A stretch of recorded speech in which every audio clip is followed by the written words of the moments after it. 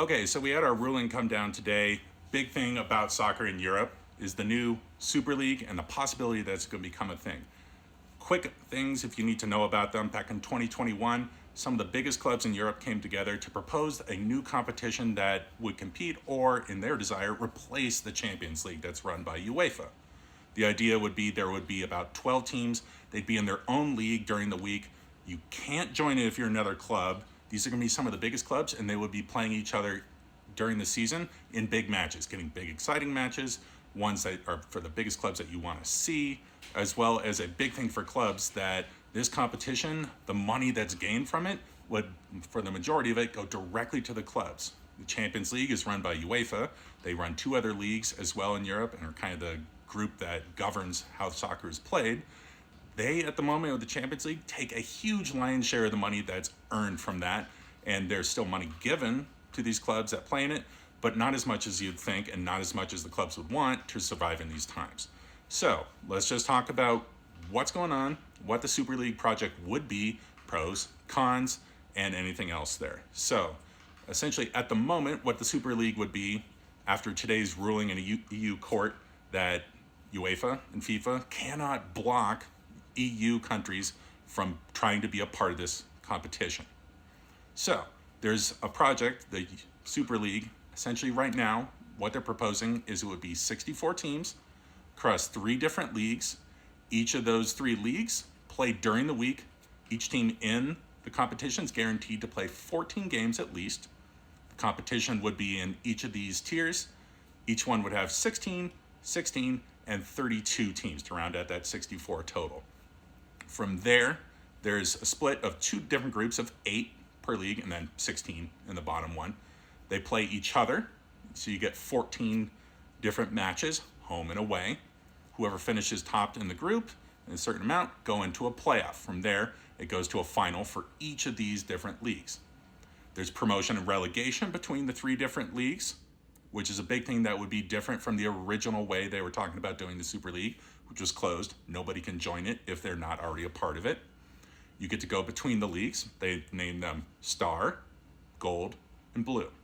So if you're in the blue level, that's second level, and you make it to the final of the competition, no matter who wins or not, those 2 teams get to move up to the next tier, to the Star tier, the following season. The team that finishes second to last and last in that group move down to that bottom one. The same occurs for the blue and the gold groups.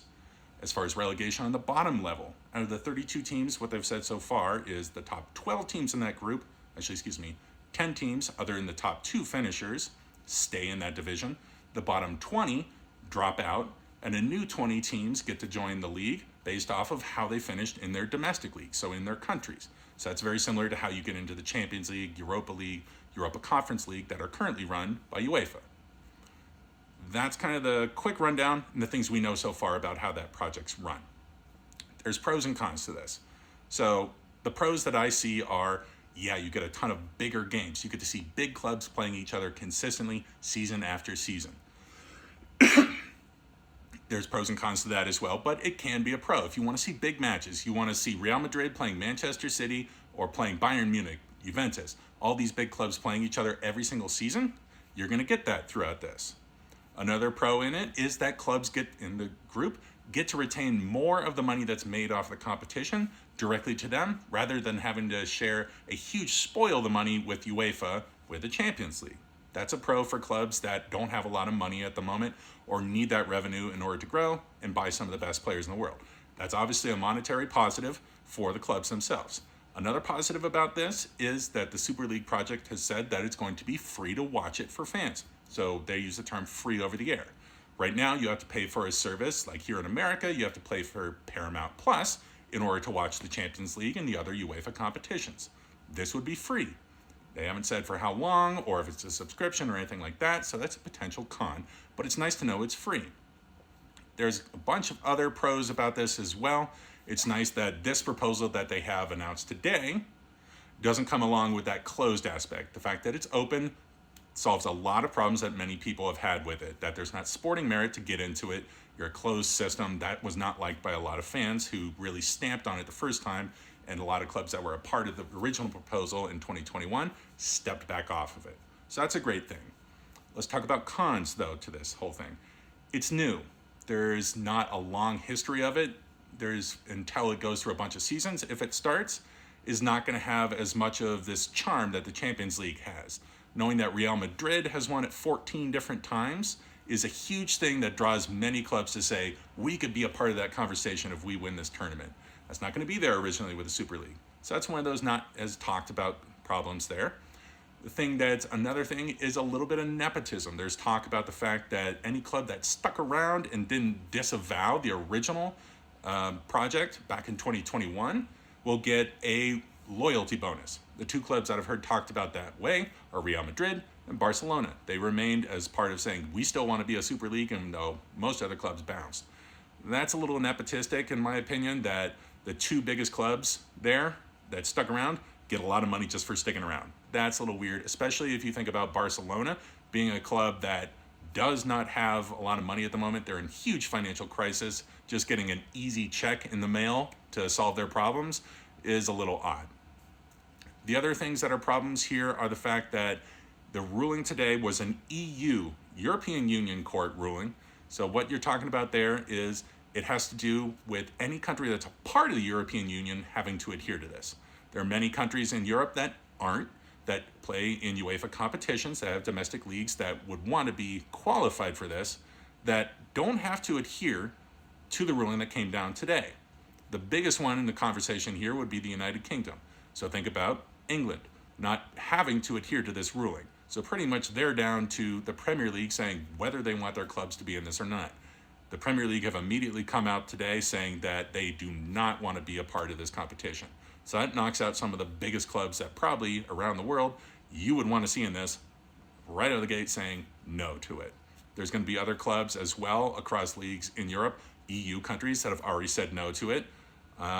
You'll probably hear a lot of the big names coming out day after day as this progresses further, but there are some big names that have already said we still don't want to be part of the Super League. So you're losing a bit of your charm there already with a bunch of big clubs that you want to see in this that contribute to the big nature games not being a part of it.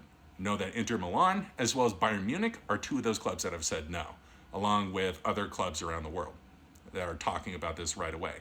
The other downsides, and the biggest one for me personally, because it's something I say no to pretty much across the board when it wants to be something that's changing in the sport, is this contributes more games to the schedule. Players going to get hurt, clubs can't afford it as much to travel, also fans can't travel and see these games. Some of the biggest atmosphere that you'll see in European games comes from away fans. They're all in one section in a stadium, they make loud raucous noise, and it's a big event to go on an away trip. You get to go to countries far from yours across Europe and see your club compete. Those are big days.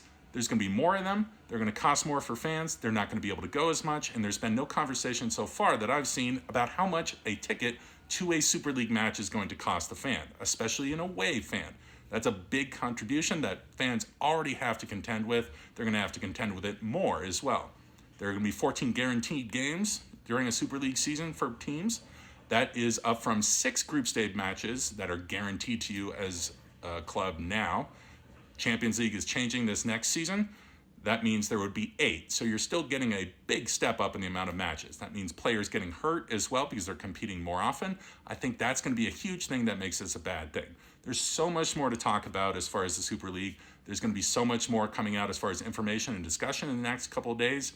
Your opinion is going to matter on this. Go ahead and listen. Go and find out information and see whether it's something you like or not. It's also going to depend on your club. If you follow a club that's big, this may be something that's beneficial to you and you might like because your club's going to be in it consistently. If you're from a normal size or a smaller size club, you're probably going to hate it because your team will not be in it. If you finish once in a good position in the league, you'll get to play in it once, and your team is not going to be able to compete as well, just like now. There's going to be a lot less magic to European competition as well with this, in my opinion. Right now, at the moment, I'm torn both ways. I see pros and cons. I like the Champions League format that's current. The one coming in next season is really stupid, and I hope they change it, but that's not likely. In the end here, the problem is going to be that we as fans and supporters have no voice in this. It's not going to matter. It's going to happen anyway. Either way, Champions League or not, there's not going to be much you can do about it. Either way, let's see how things go. Let me know what you think about it, and keep talking about this new competition that's potentially coming into Europe.